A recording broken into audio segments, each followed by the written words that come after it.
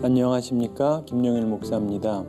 오늘은 하나님은 그를 의지하는 자의 방패이시다, 이런 제목으로 하나님 말씀 함께 나누도록 하겠습니다.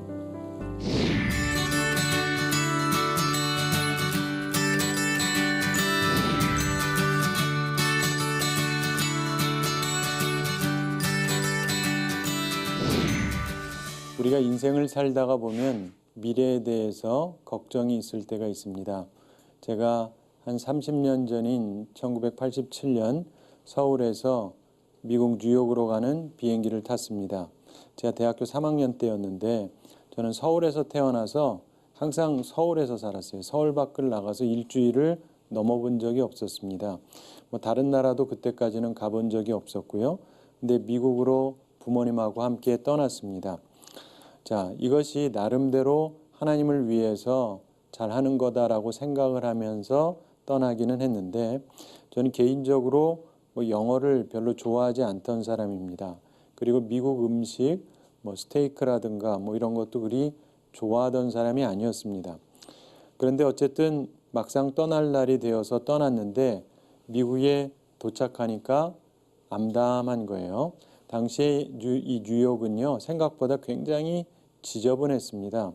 세계 최고 도시다 이렇게 들었는데 가서 봤더니 얼마나 지저분한지.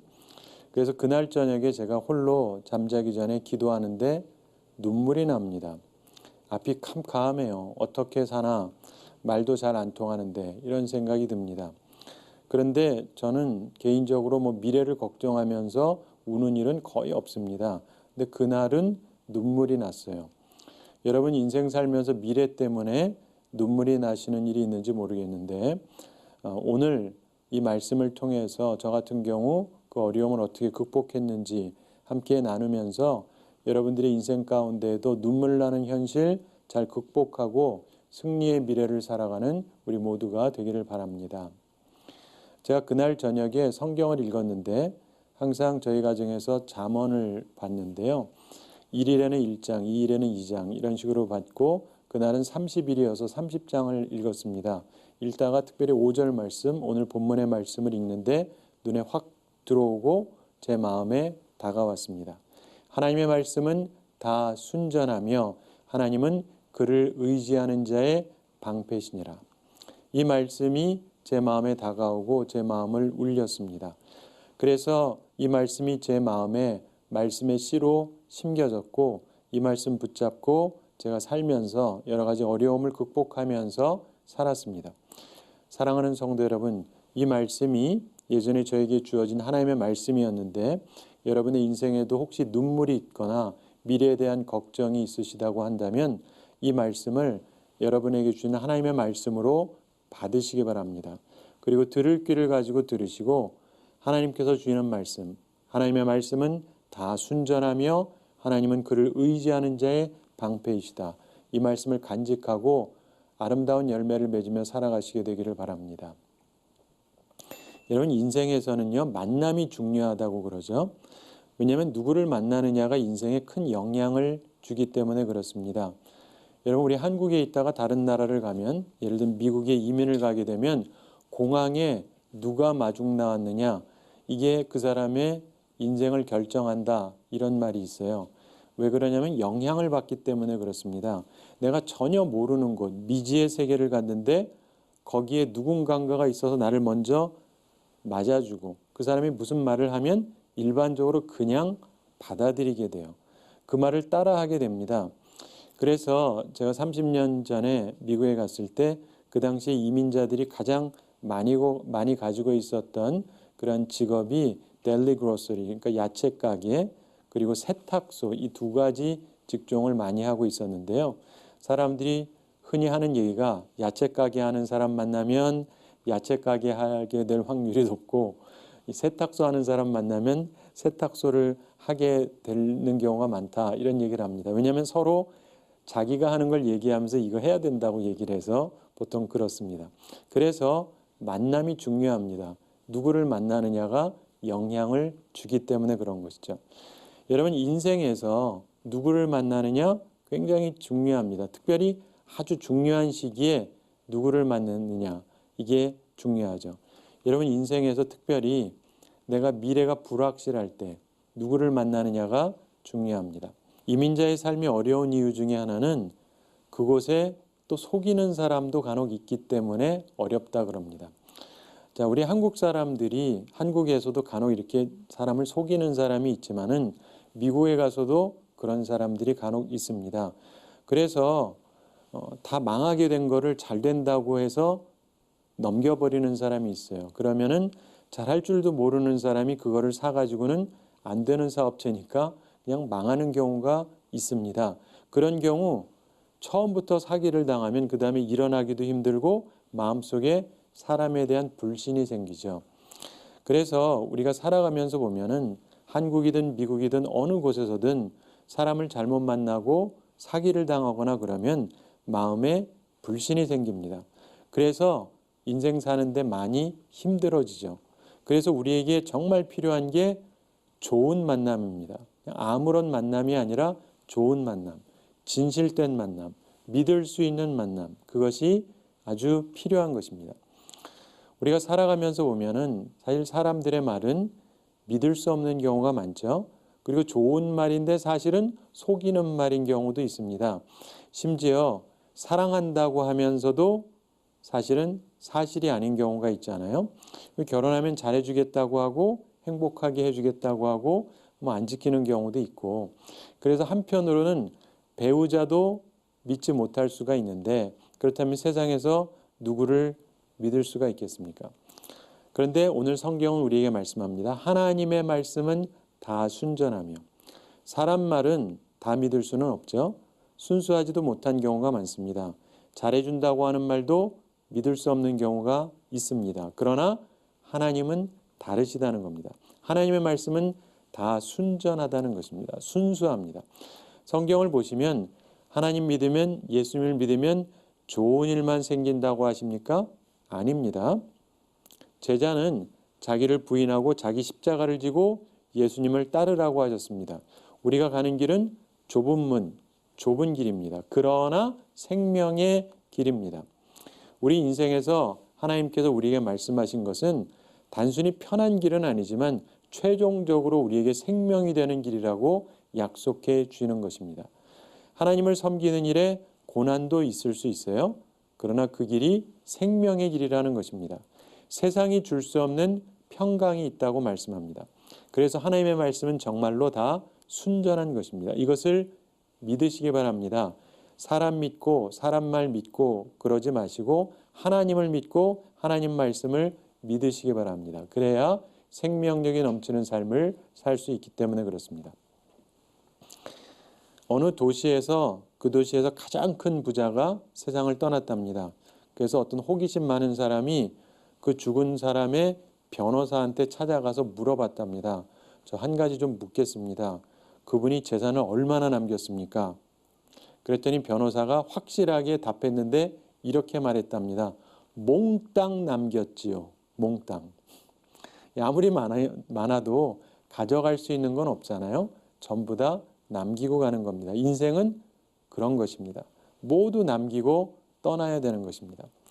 인생에는요, 항상 어려움이 있기는 한데, 근데 정말 중요한 것은요, 어려움이라기보다 어려움을 극복하는 방법입니다. 우리의 삶의 어려움, 도전, 이걸 어떻게 극복하면서 살아야 되느냐? 그것은 결국 우리가 무엇을 의지하느냐에 달려 있는 것입니다.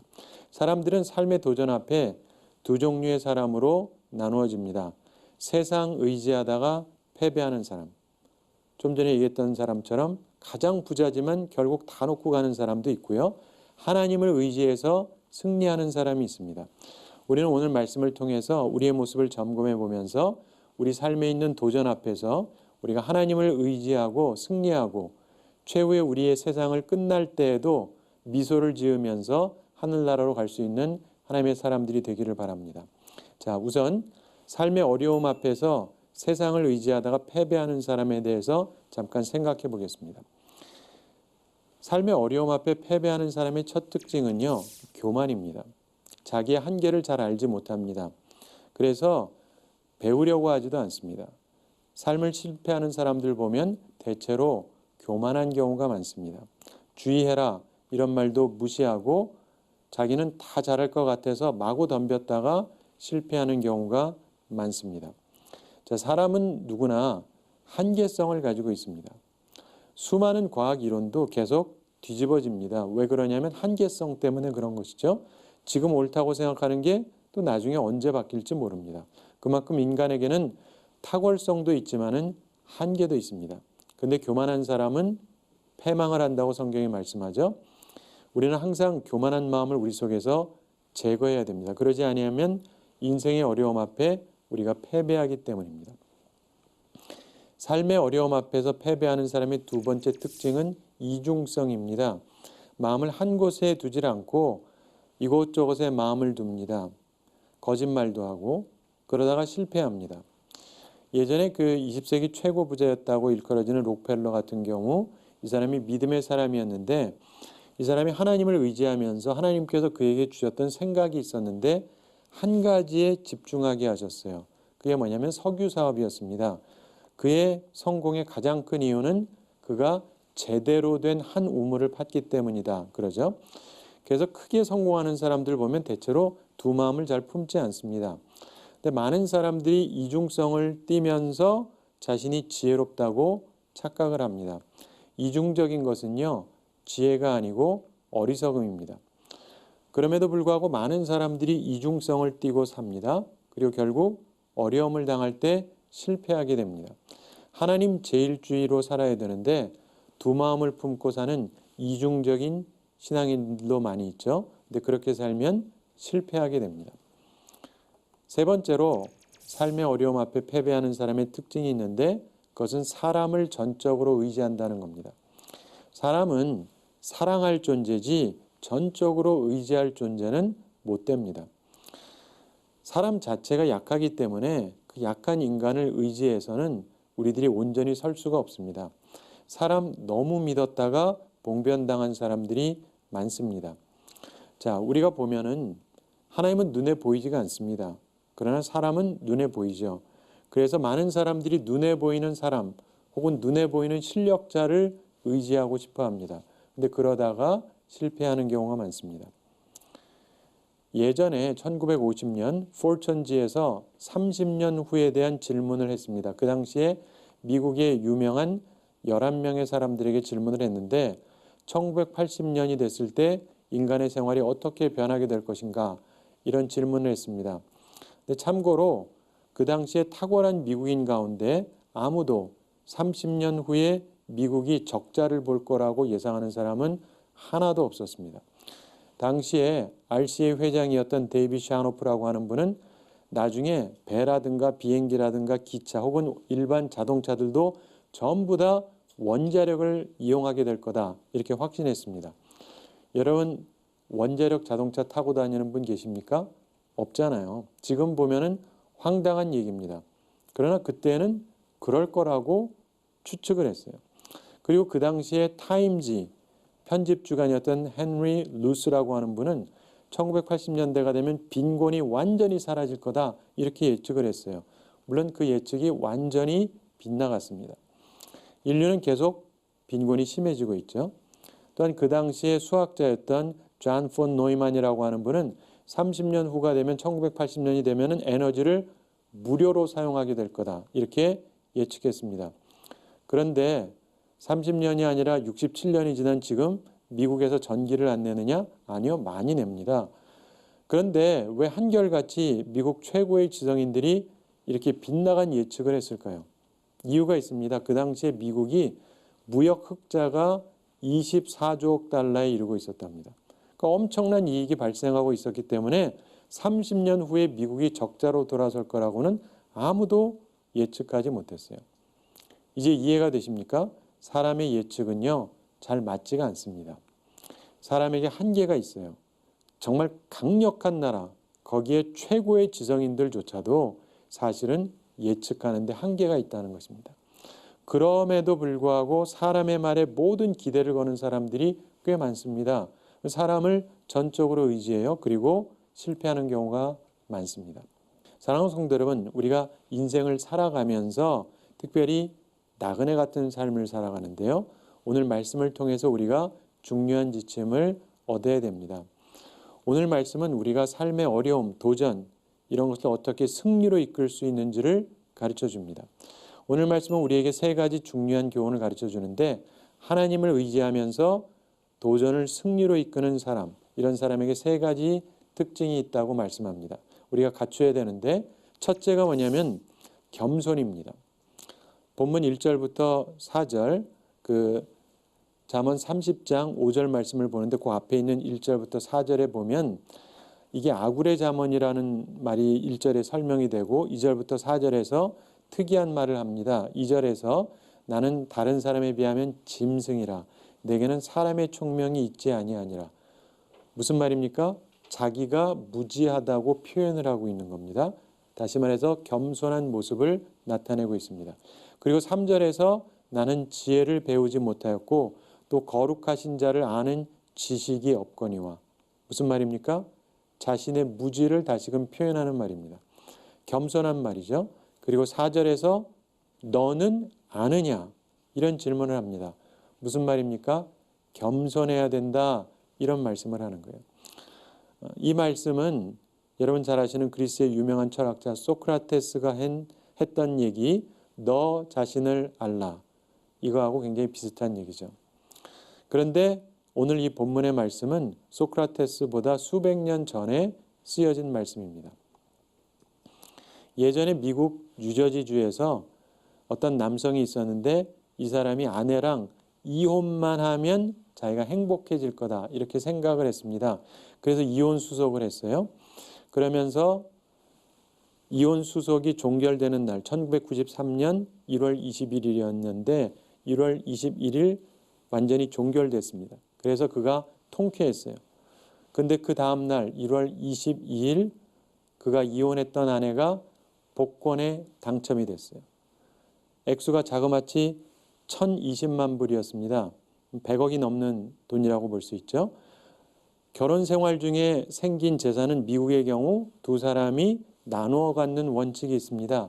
만약 이 사람이 하루만 늦게 이혼했어도 수백만 불이 생기는 거예요.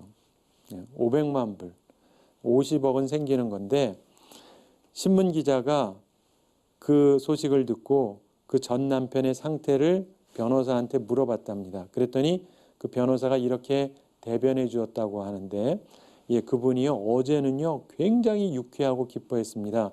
그러나 오늘은 한마디로 대단히 분이 치밀어 오른 상태입니다. 자 보세요. 사람은 한치 앞을 알지 못합니다. 그래서 우리는 겸손해야 되는 것입니다. 나의 지혜, 그건 유한한 것이죠. 내가 부족하다는 것을 우리가 인식하고 있어야 됩니다. 겸손한 사람이 삶의 어려움과 도전을 만나게 될 때 인생을 승리로 이끌 수 있는 것입니다. 예수님께서 온유하고 겸손하셨지 않습니까? 우리에게 주님의 그 온유함과 겸손함을 배우라고 하셨습니다. 우리도 그 겸손함을 배우면서 승리의 길로 살아가는 하나님의 사람들이 다 되기를 바랍니다.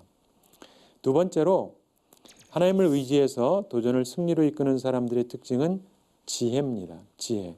본문 5절 초반에서 하나님의 말씀은 다 순전하며 이렇게 말씀하지 않습니까? 무슨 말이냐면 겸손하게 하나님의 말씀에 집중하는 사람, 하나님께 충성을 보이는 사람은 지혜를 얻는다는 뜻입니다. 하나님의 말씀이 다 순전하다, 순수하다는 것을 알게 된다는 거예요. 그래서 지혜를 얻게 됩니다. 사랑하는 성도 여러분, 하나님의 말씀을 통해서 지혜를 얻어야 승리하는 삶을 살 수가 있습니다. 하나님의 말씀은 순수한데 여러분 하나님의 말씀이 순수하고 순전하다는 것을 믿으십니까?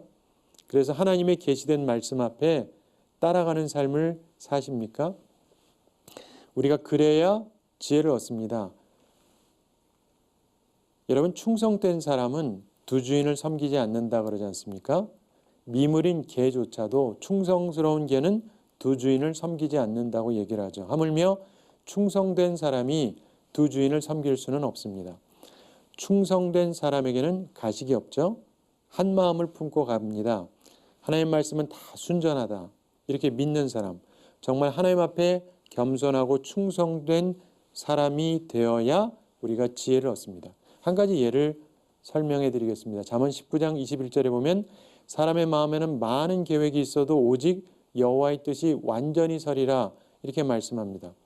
이 말씀 또한 하나님의 말씀이기에 순전한 말씀입니다. 그래서 내 계획이 아니라 하나님의 계획을 따르는 게 중요하죠. 유명한 얘기 중에 하나로 예전 세계 2차 대전 당시에 대세를 뒤집는 중요한 전쟁으로 노르망디 상륙작전을 꼽지 않습니까? 작전이 1944년 6월 5일로 정해졌는데 상륙작전 바로 전날 아침에 보슬비가 내리더니 금세 장대비가 쏟아지기 시작합니다. 사흘 동안 맑은 날씨가 이어졌는데 갑자기 이렇게 비가 쏟아져요. 그러면서 이튿날 본래 계획한 날에 폭풍이 일 거다 이런 예보가 접수됐습니다. 어떻게 해야 됩니까? 계획 세웠으니까 계획대로 해야 됩니까?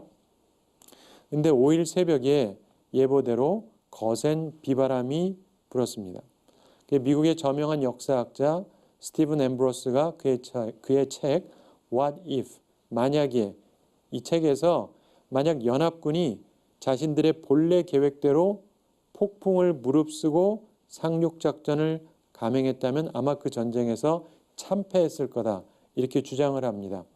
그런데 그들이 계획을 바꾸었기 때문에 성공할 수 있었던 것입니다. 그 당시에 믿음의 사람이었던 아이젠하워 장군이 기도하면서 자신의 계획을 수정했습니다. 작전일 이 D-Day를 하루 연기했습니다. 그러면서 전쟁을 승리로 이끈 것이죠. 사람의 마음에는 많은 계획이 있어도 오직 여호와의 뜻이 완전히 서리라. 하나님의 말씀이 다 순전한 것입니다. 하나님께서 세상을 주관하신다는 것을 믿으면서 우리의 계획을 수정할 필요가 있습니다. 그것이 지혜입니다. 겸손한 자세로 또 지혜를 얻는 우리들이 되기를 바랍니다. 그래서 승리의 삶을 살아가는 우리 모두가 되기를 바랍니다.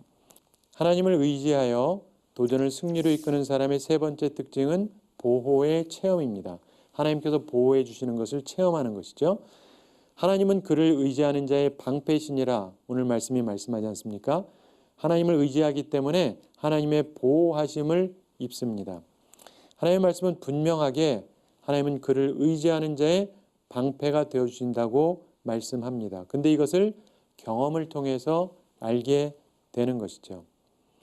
우리 인생을 살면서 저도 그런 것을 겪었고 여러분들도 그것을 겪으면서 살아오셨을 것입니다. 우리 인생에서 하나님께서 보호하시는 것을 항상 느끼면서 사는 것은 매우 중요한 것입니다.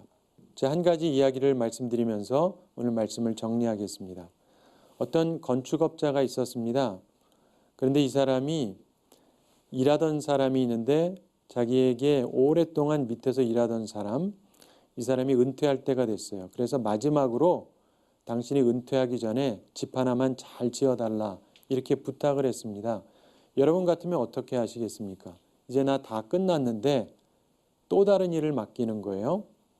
자, 어쨌든 아무런 간섭을 하지 않고 그 주인이 일하는 사람한테 모든 걸 맡깁니다.